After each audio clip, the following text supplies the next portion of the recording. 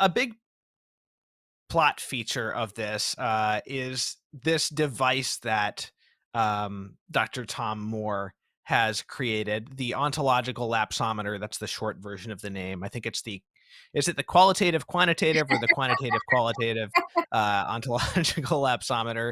That's a joke that's made in the book, but I actually don't remember. Um, and it's interesting. So this is his plan to solve the spiritual malaise of the world. He describes himself as a bad Catholic. He is someone who takes his feelings of uh well, does he lack feelings of guilt, or does he just lack feelings of contrition, or does he lack both actually? Yeah, Uh both until the end of the novel, right? Right. So he lacks feelings of guilt, but he has a sense that he should feel guilty and he should feel contrite for his sins, namely I sort of the major ones being drunkenness and fornication, and yet he doesn't.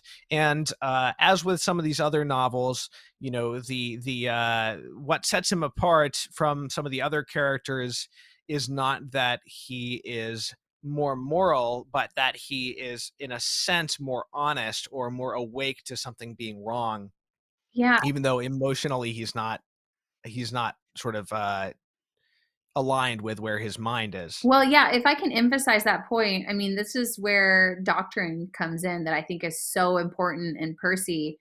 That, the doctrine has taught Tom Moore that there are sins, that we have been created by God, and then we are fallen, and then we are meant to be redeemed. Like, he is very aware as a scientist and a cognitive mind, kind of like Ivan Karamazov. He's very aware that there is something wrong with the world, and it begins with him, and yet he feels no guilt for the things that he does wrong.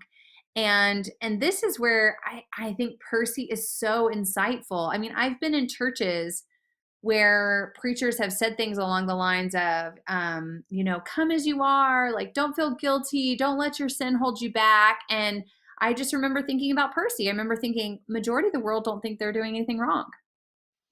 It's Mhm. actually the opposite. We are no longer in a place where people don't go to church because they feel guilty about their sin. They don't go to church because they feel no guilt about their sin. There's no reason to be there.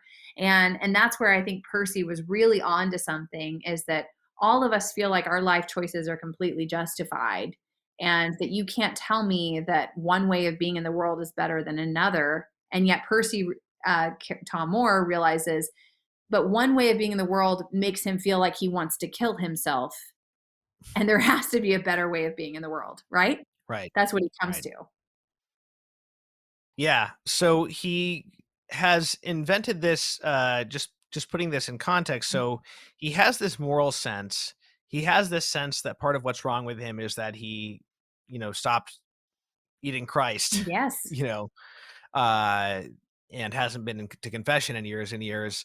Um, but then we also have this scientific device by which means he hopes to scan people's brains and figure out what's wrong with them spiritually. So it's kind of funny because on the one hand you have this spiritual awareness that the character has, and yet you also have this device by which he thinks he's going to solve people's spiritual problems through a physical means. Mm, And even at the end of the book, after he kind of starts converting, he's still working on that device. So it's kind of like there's a certain tongue in cheekness to it, I think, mhm. because in it could just as easily be that one of the villains is has invented this device and doesn't understand that you can't solve people's moral problems through brain chemistry, Mhm. but instead we have kind of the scientific kind of bizarre scientific material approach and the spiritual approach in one character. What do you think is going on there? What is Percy doing there? Yeah, absolutely. Well, the world has become too materialist. So you look at Fedville, which is like this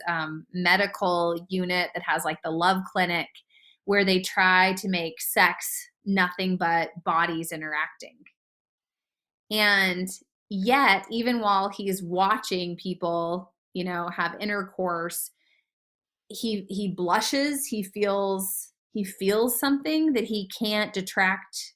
It doesn't He can't just, detach himself from that thing that he thinks is only physical. And so there's this constant awareness in the book that his ideas about the world only being physical are the biggest lies that everyone's telling themselves, because Mhm. there's something inside us that pushes against that idea of only being material creatures.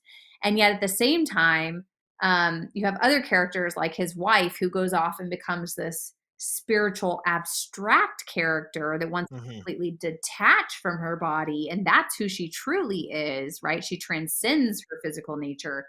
um, and he also recognizes that kind of floating into the ether is not who we are either, and that's why the Eucharist becomes so important to him. It is the physical, being inhabited, embodying the spiritual reality that he has to become part of to tether him back to who he is, right? And that's why the book begins with July 4th, a very worldly, physical, historical day, and ends with the historical spiritual holiday of Christmas Eve, and leading to Right. Christmas. And so there's a movement away from a false sense of identity to a true story over the course of the novel.